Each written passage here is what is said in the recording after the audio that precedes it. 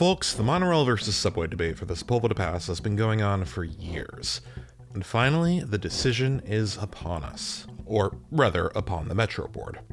The Draft Environmental Impact Report, or DEIR, is set to release soon, which means the Metro Board will be voting soon on which alternative to go with based on the information within that report. But before they do, an official public comments period opens, where you, the public, have the final and most impactful chance to make your voice heard on the issue.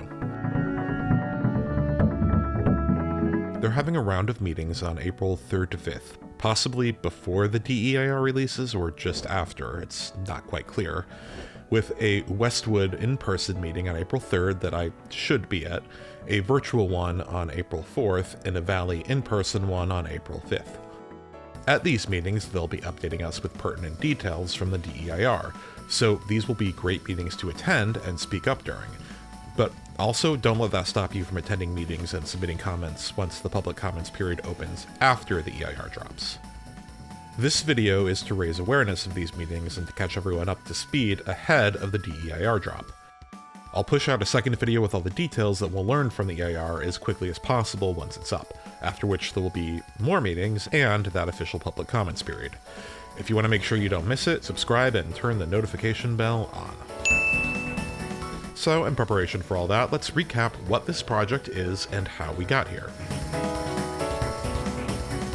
The Sepulveda Pass is one of the very few ways to travel between the San Fernando Valley and the rest of Los Angeles, and it's occupied by the famously gridlocked 405 freeway. Considering that if the Valley were its own city, it'd be the 5th largest city in America, it's easy to understand why an insane number of people need to move between the Valley and the West Side every day. However, there is no rapid transit option. The only metro line that crosses the Santa Monica Mountains is the B line in the Cahuenga Pass, much further to the east. A metro line spanning the mountains here will have extraordinary ridership, and will finally relieve one of the biggest traffic bottlenecks in the country, all of which is why I consider this to be the single most important rapid transit project in the nation. Metro chose to study this project as a potential public-private partnership, or P3, where a private company or a consortium of private companies would partially finance and then build and perhaps operate the line in exchange for farebox revenue. A lot of public funding is already earmarked for this line from Measures R and M, and in normal times, when the federal government isn't being actively dismantled and sabotaged by anthropomorphic ketamine, would be a shoo-in for matching federal grants as well. And it's worth noting that this would not be seeking federal money until the next presidential term, assuming we have one. All of which is to say, while this is expected to be rather expensive, it should still, one way or another, be able to get the required amount of funding. Metro solicited proposals from private companies on what to build, being initially mode agnostic. They received a number of proposals for a light rail line, a heavy rail line, and a monorail. Now, the reason a monorail was considered at all is because a rubber tire monorail has more traction than the steel-on-steel wheels that a metro train uses. And that extra traction, usually not desired in a metro line because it would slow it down, would actually be required to climb the steep grades of the Sepulveda Pass if the line were to be above ground, along or within the freeway right-of-way. However, again, in part because of that increased friction, monorails are generally slower, low-capacity gadget bonds that are terrible options for high-demand rapid transit lines. And freeway-running metro lines are famously horrendous due to the adjacent pollution, noise, and the fact that the middle of a freeway does not tend to be many transit riders' starter endpoints. Making it even worse is the fact that Caltrans, which has jurisdiction over the 405, is infamously tricky to work with and requires extremely expensive mitigations if you want to use their right-of-way. I mean, this was so extreme that it actually killed the State Road 60 route, the East Side Extension. And even worse, the monorail proposed by Chinese automaker BYD, the only monorail proposal they received, had absolutely atrocious connections to the rest of the network, massively stunting the value of the line to the point that it almost negates the entire reason to build it in the first place. And its proposal was incredibly misleading about what could theoretically be built for what cost, in an attempt to firm up its bona fides as the cheapest, easiest option. No one in the know actually expected the monorail to get chosen because it just wasn't a good option for a plethora of reasons. But then, the Metro Board voted to advance not one, but two proposals to the next stage for a full EIR, both Bechtel's automated heavy rail subway proposal and BYD's monorail proposal, adding a Metro-led, i.e. not P3, heavy rail option as well. How and why did this happen?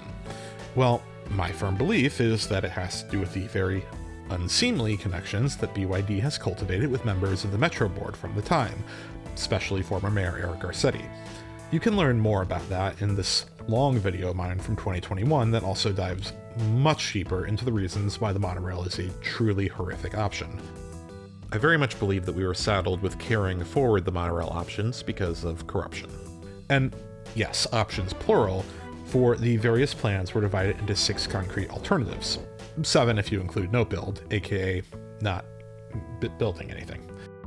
Alts 1 to 3 are monorail options, and alts 4 to 6 are heavy rail options. Alternative 1 is the original BYD proposal, monorail down the 405. A bus is required to connect it to UCLA from the Wilshire VA station, and UCLA thus would have anemic ridership. And UCLA is literally the biggest reason to build this in the first place, as it is one of the top 5 largest employers in all of LA County, to say nothing of the student body. An on-campus UCLA station, which this lacks, is predicted to become the highest ridership non-transfer station in the entire system. And a Wilshire Westwood transfer station, which this also lacks, is predicted to be the new highest ridership station overall. Alt 1 is the cheapest option, but also by a country mile the most useless. Alt 2 involved a monorail connecting to UCLA with a separate people mover train, which would have been so hilariously overpriced that BYD asked Metro to nix it themselves, which they did, so it's out of the running. Alt 3 tunnels the monorail under UCLA with an underground station directly on campus, solving the UCLA problem, but not alleviating the monorail's many other problems.